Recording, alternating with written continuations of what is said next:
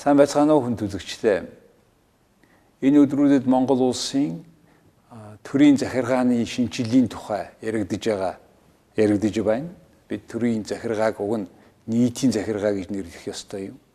Тэгээд энэ төрийн захиргааны шинжилгээний тухай, нийтийн захиргааны болгох тухай энэ яригдж байгаа энэ үед Германы нийтийн захиргаа судлалын институт гэж би тэрний захирал ноён Ziekow оролцож байна. Манай нэвтрүүлэгт. Ziekow холбооны бүгд найрамд Герман улсын Шпайерын Төрийн захиргаа судлалын институтийн захирал.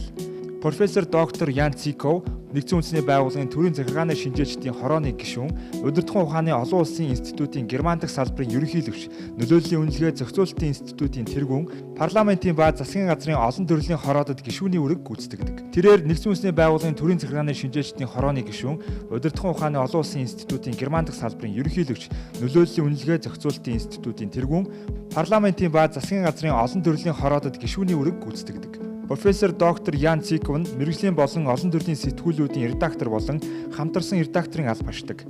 2015 оны 12 дугаар сард профессор доктор Ziekow Монгол улсын их сургуулийн хүндэт докторийн цол хүртэж байжээ.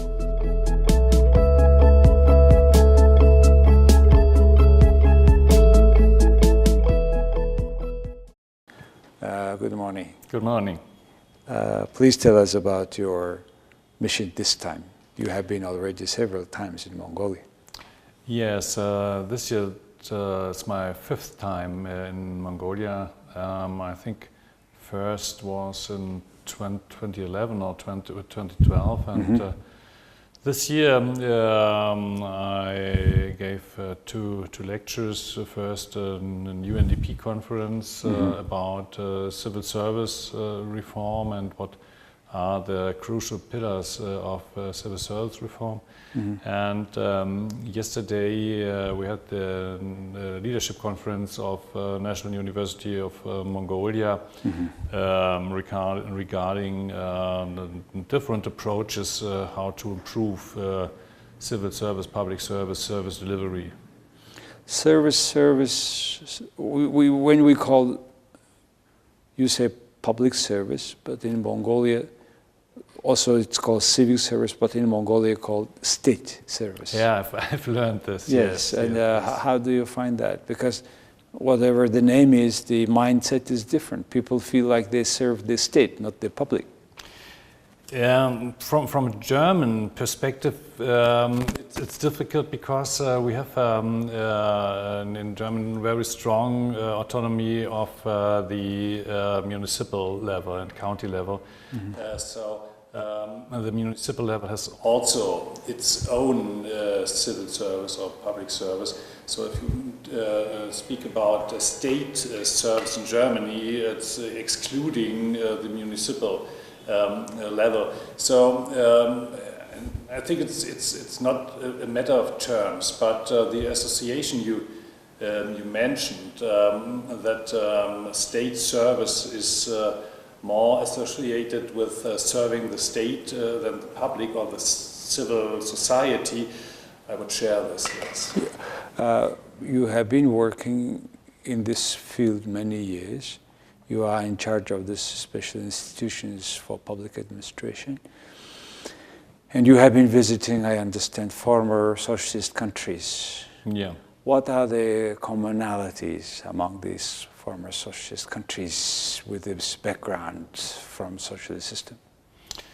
I think the starting point was very similar, but you can never forget that the Soviet Union was, of course, a communist authoritarian regime, but there were so different regions with their own cultures also in the Soviet Union. So you have, of course, a very strong command and control approach, a very strong hierarchy, and very little respect for the personality and the decision making by the individual civil servant. I think that's a starting point you can find in most parts of the former Soviet Union.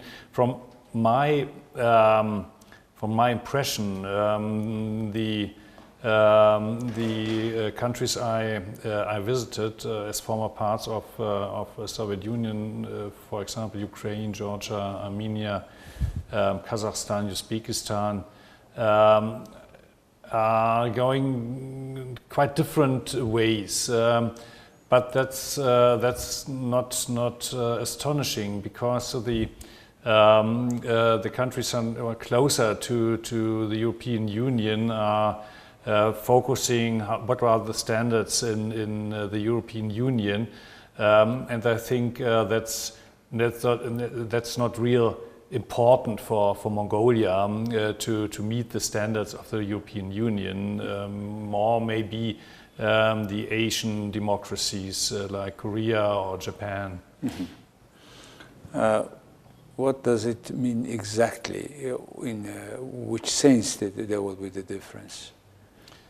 The difference is how close, for example, how close connected is the administrative apparatus to the political system, to the politicians. There are quite different approaches, and it really depends, for example, on the structure of social structure of the country, what solution you may choose. For example, I don't name the country, but if you have one Central Asian state where you have very traditional tribal culture, and you have the political system where you have to balance the interests of the different tribes and the leader of the tribes. So in more common sense system, it's difficult to really cut the lines to the administrative system. It's easier if you have a more homogeneous social structure in this country.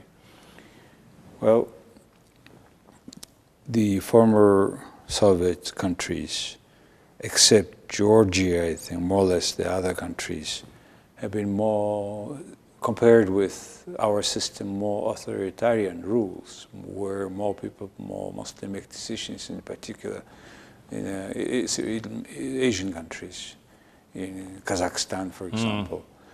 So what would be our difficulty because of those differences? Here is a more or less parliamentarian system. Yeah. Yes, of course. That's the strength of Mongolia, and maybe that's the difficulty of Mongolia, because it's the only parliamentarian democracy within an area of thousands of miles. That's why Mongolia is so important for the future of democracy, of course. I think the first starting point is, of course, stability, more or less stability of the political system. You have these development, I think, in all post-Soviet countries. In the first 10, 15, 20 years, quick, fast-changing regimes, fast-changing political parties. I think at the moment there's there may be a phase now where it's getting a little bit settled now. We will see how it will work, especially in Armenia, but in the other countries, and that's my impression. Of course, Germany is very far, and I get not all news from Mongolia, but compared to 10 years ago, it may be a little more continuity in political discussion. That the governments are changing after the selection, that's democracy, that's okay. But the change in the ruling party must not change the stability of the government system. how to make sure that, like in your countries, even the election changes the ruling party, the public officers are staying in their jobs mostly, except few ministers, etc. How to change the situation in Mongolia? How do you see the cause, different cause than in your country, keep changing all this stuff in Mongolia? I think it's really a matter of culture, but I think it's not only a Mongolian problem, because you have these approach to change a lot of staff in the administration. You have it in a lot of countries. You have it also in the US, for example. From a Central European perspective, it's weakening the administration, because the dependability of the administrative system from the political system then is very, very high, and this weakens the really administrative decisions, because every civil servant has to keep in mind what will the politician think about this, and will it help the political party who hired me for a civil service? One of the reasons that they keep changing in Mongolia is they even keep changing the ministries' names. Every time creating something new or hybrid of two, as a result they're reshuffling a lot of people in. So do you have fixed names of the ministries by somehow in the government law, or can you go and create new ministry? Please tell us about Germany. No, we don't have fixed names. We have in the constitution, they are mentioned the core ministries, of course, Ministry of Interior, Ministry of Finance, of External Affairs, International Relations, and Federal Chancellery, of course, but that only means that you have one ministry that is in charge for the respective task. Mm-hmm. So it's the same in Germany. If you have a new party ruling, they often change the names of the ministries, but it's mostly just in a game of terms. Here in Mongolia, they differentiate ministries: the mainstream policy or supporter policy. The mainstream is the one you said about defense, foreign ministry, etc. Mm-hmm. But with these ideas, maybe this is the basis where they can change whatever they want. We don't have this differentiation between main ministries and supporting ministries. All ministries are formal at the same level. Of course, if you are the Minister of Interior, you have much more power than a minister for maybe family policies or something like this. But in the cabinet, they have all one vote. Let's talk about the cabinet members in Germany. All ministers are to be also parliament members? It depends. Because we have the federation and we have 16 single states. It's really different. You have the one approach is that you are not allowed to be a minister if you are at the same time member of parliament. Or the other approach is that it doesn't matter if you are a member of parliament, so you don't have to resign as a member of parliament if you are appointed to minister. But in every case, you don't have to be member of parliament to be appointed to Plus, minister. Even if you are a member of parliament and a minister, which meaning that you are a member of the legislative organ and plus also executive organ, you we call it the double cloth. But in your country, how many parliament members? In the federal parliament, It changed because we have a pretty complicated rule. Yes, but about 700. 700. How about Senate? We don't have a Senate. We have our second chamber is the representation of the federal states. They are okay, republic. No, not the Senate model, not elected members, but the prime minister of the respective federal state and one more minister. Okay, all around 16 PMs. Yes. Plus? Plus one more. No, it's related to the number of inhabitants. Okay. Yes. So you have a kind of two chambers, but in a way, one is federal, representing the whole country. Yeah. The other is representing of the 16 states. Yeah. So out of the, say, 700 or so officials, how many ministries you have, federal ministries? It changed last year. I think it is about 16 at the moment. Yeah, my point is we have 18 or so ministries. Well, depending, they sometimes create 17, 18, 19. But we have 76 parliament members, and every fourth one is becoming double cloth, which really makes confusion in terms of approving the budget. For example, the minister will try to have more budget, and yet he or she voting for her budget. That makes also here our budget blown to the very large level. Have you seen that? Have you noticed, or? I don't know much enough about the explosion or budget discussion in Mongolia. But I would agree if 1/4 of the parliament is deciding its own matters, there's not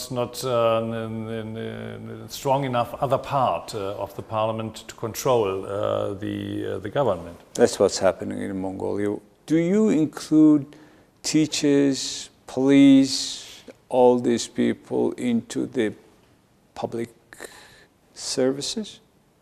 Servicemen or women?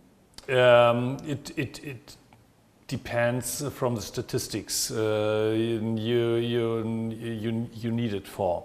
From a former side of their status, of their position, they are all civil servants. Okay, no, what I mean is, for example, to the budget of Ministry of Education, for example, do they include all salaries of all teachers to that budget in Germany? That's again a matter of federalism, because schools, for example, are partly a task of the federal state and mainly of the municipal level. But if no matter where the concrete school is financed, the teachers are in the budget of the respective entity, state or municipal budget. Yeah, yes, not the federal one. No, not the federal one. From that perspective, who is, I mean, at the state level, they're estimating the base of the salary of the teachers. I'm asking you because now our teachers have been striking for quite some time to increase their salary, and they got some certain increase, also some certain percentage. Depending on inflation, costs, who is calculating, what is the basis of that? Also including public offices here. It's the income, the salary of public officers, including teachers, including police officers, is settled in a law from the respective level. Federal law, for example, for federal police officers or for state appointed teachers by a law of the federal or respective state. That law is usually based on, I mean, when you find the necessary to increase their salary, or based on what? That's we have an starting point in the Constitution, because that is of course one crucial point of a professional and effective and efficient public service to pay the civil servants adequate. So we have a pretty complicated system what is the appropriate salary for public servants. We had a lot of decisions from the Federal Constitutional Court that they were too low, and then you have to hire them. We have now built up in Speyer Institute a database, so it's in the future easier to calculate if they are appropriate there is or not. Like yours, a research institute that follow up all this data and make certain analysis, whether the salary is sufficient or not for the covering their cost of life, right? Right. In terms of, again, speaking about the teachers, how much private schools do you have in Germany? The absolutely main share of schools is public schools, not private schools. But you have private schools. We have some private schools, mostly sponsored by church. We have some so-called European schools. These are private schools, but most, I think, 80 to 90%. Formed by one church. So how many of those schools are there in private school? The private schools compared to the mainstream schools? I think around about 5%. Around 5%. The same question goes around health, social care, health care. How many private institutions, private hospitals, clinics are there compared with the public ones? It changed the last 20 years. 20 years ago, most hospitals, I think, were public financed. No, not by only public finance, but really public hospitals. Now I would say that most hospitals, the number of hospitals, are private hospitals. They get money from the budget also, but they are private. Excepted the very high-level hospitals at universities. These are public hospitals. So eventually, the healthcare system will be more centered in the private sector now. Yeah. No, not the healthcare system, because we have it's a state planning. It's no free market. It's a state planning. How many hospitals with which kind of doctors you have to have in which region, related to the inhabitants, the demographic structure. So they offer private sector to build the hospital. Yeah, they get an incentive then to build. And if the private sector will not invest, we have to build by public hospitals. So depends on the needs of the locations. Yes, right. And they say that now we need 2 hospitals there. If private sector is not, are they bidding for that? Maybe if there are some interested in, yes, you have to make a tender. Yeah. Do you recall any corruption in Germany related to public procurement, tender, etc.? To public procurement, no, because these are for the big tenders. This is European law. It's so totally strict, formalized law, that there is really, yes, of course, if you want, would like to find a way to get bribed, you will find a way, but you will trap then, because that's so strict formal system, 4I system, 6I system. You have to document every step in the IT system. So there's it's very, very difficult to escape the system and get bribed. So you see, in your countries, the system is strict, so people are less or not bribed. In this country, people are bribed. For the job they are supposed to do, they are paid publicly in some way. Because there are certain cases where they were misusing their power of their public offices, etc. I mean, you were here 5-6 times, and you see that the newspapers are writing about that. What's the way out? It is an issue of strengthening this, improving the system control system, or it is a way of increasing the salary, or how to approach?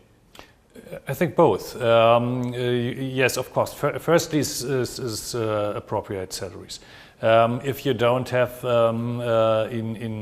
enough for living, you have to get the money for your family life from other sources. That's of course, yeah. Maybe you have to get a second job.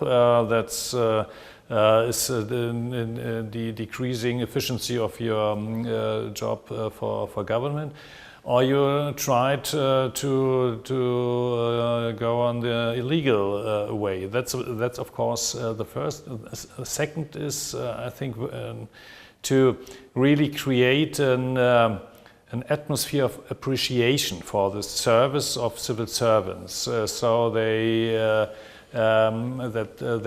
feeling is they make a really important job. They are not slaves of their superiors, and they are important. They make important decisions. It's a cultural issue. Of course, yeah, it's very, very, very important. This culture, and third is of course controlled. Yes, there are different systems in the world. I remember Singapore, for example, where all public servants have to give transparency to their private accounts.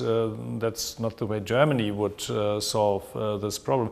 But of course, yes, we have a very, very strict control system in Singapore, they receive salary to the private accounts? Pardon? In Singapore, what is about the private accounts? No, they have for